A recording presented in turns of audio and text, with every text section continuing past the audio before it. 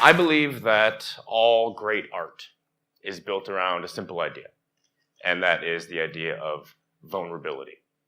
In fact, I think all great things in life, whether it is life itself, whether it is love, whether it is business, whether it's the ventures that you take, I think that all of that is meaningless if you don't allow yourself to be vulnerable. Which is really interesting because you think this is such a simple thing, and yet we live in a time in which that's probably the number one thing that people are afraid to do, is to be vulnerable. And you say, wait, what do you mean? And people aren't willing to put themselves out there. Because to put yourself out there, that means that you can be hurt. You tried. And if you tried, that means you can fail. And there's nothing more frightening to most people than the idea of failure. And so, take business out of it. Take creativity out of it. Take everything out of it. Why are people afraid to be vulnerable? What is it? Why are people afraid to try? Why? Just think about your last relationship, or think about the worst heartbreak you had in your life. You got hurt. Your trust was wounded. You left that, and you said to yourself, never again. I'm putting my walls up. I'm not going to let people near me. Suddenly, you've removed the idea of vulnerability to your life, and instead you live in a world where you say, well, someone has to earn my trust. Someone has to earn my vulnerability. How many people do you meet in your life? Thousands, hundreds of thousands. How many of those people do you then meet and you say, I want to work with you. I want to talk with you. I want to make love to you. Whatever it is. Very, very few. That ratio is so crazy skewed. So why would you put yourself in a situation when you meet someone, you say, well, no, I can't be vulnerable. I can't be open. Why is that? That's crazy to me. It's so sad to me that people would do that. And for me, in an artistic medium, I think that you have to put yourself out there. Otherwise, I don't think you can make great things. You have to try. And as this conference is themed with ideas, now that we've established this idea and this importance of vulnerability, and you're going to hear me say the word vulnerability like 900 times today, but none of that happens without ideas. So why is it that we can't take these ideas, be vulnerable, and make things with them? And so I want to talk about the creative process. I want to talk about how we take that first step and how that specifically relates to Viet Nam with the youth and with all generations. But that first step, that simple idea of just doing it, I'm up here on a TED floor. I'm the type of person who sits at home online, and I'll fall down that rabbit hole and just watch TED speeches over and over and over again. They're so fascinating. People talk about such interesting things. People have talked about such amazing things up here tonight. People are doing way more important things for me. Everyone up here is way more important than me. But you're all here, and you're listening to them speak. And how many of you are actually going to go and do something with the information that you're given? How many of the people who sit at home and watch a TED speech do something with that? Not a lot. So why? And that's not just about TED, that's about everything. How do we've seen so many TED speeches on everything. Anything imaginable, you can see that. But why is it that people can't take that first step and just do something and allow themselves to be vulnerable? And to me, it goes down to this idea of the cliff. I think that in life, we've bought into this lie, where most people in life, I think, honestly live in a place where they say, I'll jump off that cliff. Imagine a cliff and there's water underneath you can jump off. You're not going to die. You'll be fine. But they say, I'll jump off when I'm ready. When I have the courage to jump, I'll jump. Or skydiving. Think about that. I'll jump out when I've built myself up for it. And I think that in life, in art, in business, in love, in everything, the most important thing that you can do is jump before you have the courage.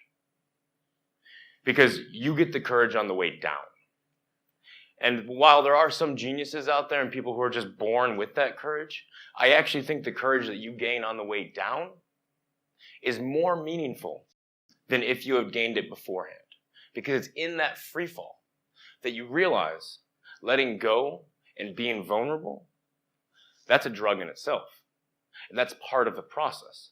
And so most people aren't willing to jump off that cliff. They say, oh, I can't trust, I can't do this, I can't go make this thing. Yes, you can.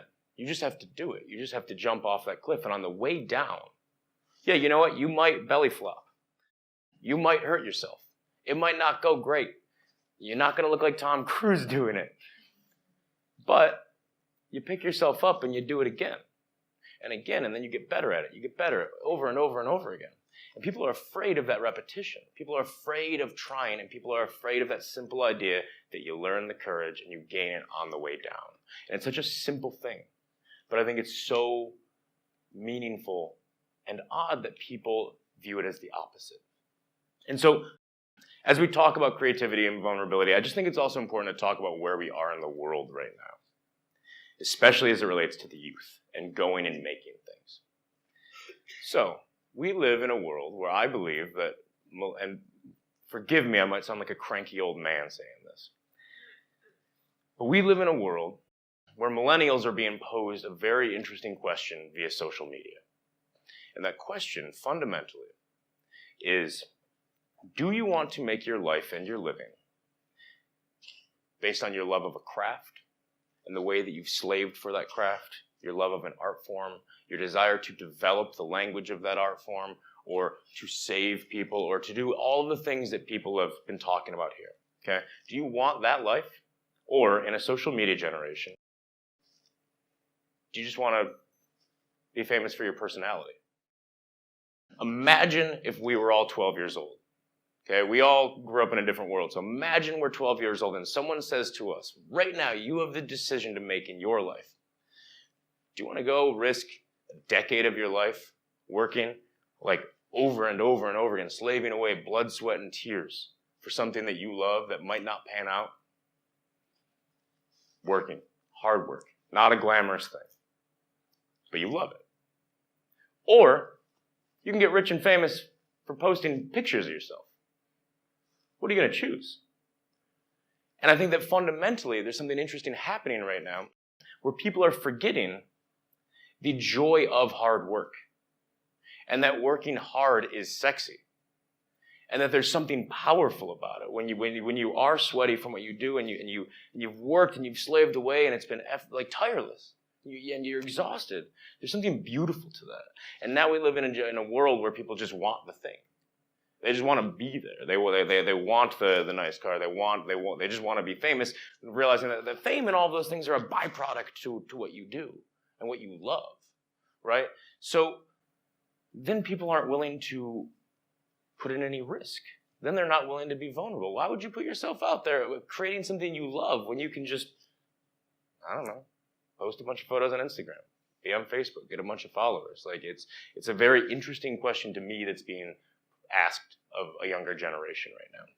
So now that we understand the context of it, I just think it's also incredibly important when we start to think about why people don't make things. Why can't people just go and do it? Why do they talk about doing it, but they don't do it? And fundamentally, I think that we live in a show-me culture, which is to say, don't tell me your idea. Show it to me. Just do it now. Go and make it. We'll come back to the idea of just do it later. But just go. I don't care if you just pick up your iPhone. I don't care if it's just something you have to draw. It's no longer enough just to tell someone your idea. You have to go and you have to act. And that creates this barrier where people, suddenly as soon as you're acting, you're trying. As soon as you're trying, you're being vulnerable. And so it creates these barriers that prevent people from doing things. Ira Glass, who's a radio host for This American Life, NPR in the United States, he has an interview that you can YouTube. It's 2 minutes long, and it's the most brilliant explanation of creativity that I've ever heard in my life, where he talks about the idea that ultimately creative people are just people with good taste. And when you start to make things, your level of taste is up here, and the things that you're making are down here. And so as we go into this world and we start to be vulnerable, and we start to try, and we start to put ourselves out there, there's this other key element that makes it even harder, which is to say, as soon as you're trying and you're putting yourself out there, you then have to be honest with yourself. And that sucks, because it does no one any good to make a short film or to go and to start a company or do whatever and have your friends or your parents say, this is really great. It's awesome. We love it. that doesn't do anything for you. You have to be honest with yourself. When your taste is up here and what you're making is down here, it's your job to say, this sucks. But you tried. That's actually the most crucial part, is you tried. You put yourself out there. People don't want to be vulnerable. And that's unfortunate. So as soon as you try and you say, okay, this sucks, and your friends have to say, Jordan, that thing you made is terrible. Because otherwise I'm not going to grow. People don't like growing. So eventually, you understand the first 5 years of the things that I was making, if any of you saw them, I would be mortified. They're terrible. Absolutely terrible. And at the time, I knew they were terrible. And it's so painful to admit that to yourself. You're making something, and you have to say to yourself, this sucks. And then you have to keep making it. And you don't stop. The main thing successful people have in common in any of these fields is that they didn't stop. You just keep going. There's no rhyme or reason to how this stuff works. You just have to keep going. And eventually that gap between your taste and what you're making slowly will start to close. And that's an exciting thing, and you feel that growth. It's like building muscles. So here's what I think is important as we all talk about this idea. For people anywhere, for you guys in this audience, for kids in Viet Nam, when I was growing up, I looked at filmmaking and I looked at this thing and I said, no way. I can't do that. I grew up in Detroit. I don't want to be that stereotype of a kid who goes out to Hollywood, tries, is an embarrassment, and has to take a bus home with his last couple dollars. Like, well, what an embarrassment. People are afraid of being embarrassed. And I went to college, and I couldn't decide what I wanted to do. I just couldn't. And I said, you know what? I'm going to try. I'm just going to try. And I went to film school, and I almost flunked out of film school, but I just started making things. And those things, for 5 years, were really, really terrible. But that idea, to me, it seemed inconceivable that this was even a possibility. As so many things that you guys are dreaming up right now, at some point you say to yourselves, it'd be great, but I don't know, what if it doesn't work out? Or what if someone makes fun of it? What if I fail? What if someone that I love or trust says, I don't know. So what? You get them off on the next one. Like, go jump off that cliff, right?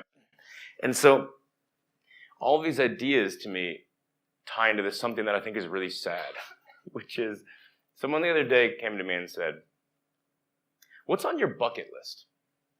And I thought to myself, I don't really have a bucket list, because generally I just want to go do the things that would be on my bucket list. And a bucket list for most people is this thing where they say, oh, all right, better do these 7 things before I die. Do you realize how sad that is? There's 7 things that you're like, maybe I'll get to them. And look, I know that there are financial limitations for these things, but like a bucket list should just be your to-do list. That should just be things you're doing. There's no reason not to. And so it just keeps going back to this fundamental idea of why aren't people just doing it? I saw something the other day where someone was talking about the idea of dreams and bucket lists. And imagine, this is what they said. They said, imagine when you're on your deathbed in, 40 years, or maybe like 10 years probably. Imagine when you're on your deathbed, the physical manifestation of all of your dreams, whatever your goals are, just standing right in front of you as you're dying. And you have to explain to each one of them why you didn't do it. Imagine having that conversation. Oh, sorry, I got really caught up in Snapchat and couldn't start that nonprofit. Couldn't go make that short film. Couldn't go do that thing. It's so sad. Just go do it. And just go do it brings me to this idea that I think is so fascinating, which is Nike's original slogan. Can we take a minute to think about how actually brilliant that is? How all-encompassing that idea, just do it. Name me something that doesn't relate to in a positive way. It's the most brilliant slogan on the planet, and as like a young creative guy, I have reservations standing here being like, yeah, I live off of a brand logo. Right? Like, that's such an odd idea, but sometimes I spend time in my day being like, wait, did they know how brilliant this was? And then I think, like, having just gone through a giant sort of corporation and machine, you think, wait, how did a bunch of people sit in a boardroom and say, yeah, just do it. That's a great idea. Like, it seems inconceivable. It's such a brilliant idea that I think honestly applies to everything that you guys are taking notes on, that people are speaking about. Like, name me something that you've heard someone talk about tonight or seen that just do it doesn't encompass that idea. So you just have to go make shit. You have to start. The fundamental thing is you just have to start. And most people never take that first step. You never jump off the cliff, and that's so odd to me, and I get it. I get why, and it goes back to vulnerability. It goes back to being afraid. And so, without ideas, you can't have vulnerability, right? You can't try. You need your idea, and then you need to do something about it. And then you need to just do it. And to anyone watching this, to you guys in the audience, to anyone in Vietnam, to a younger generation or an older generation, and here specifically where all the time I hear people say things where they're like, oh, well, the level of quality just isn't, like, we can't compete with that, or I don't know, I don't have access to this. Doesn't matter. Like, good content is good content. You find a way, and you just do it.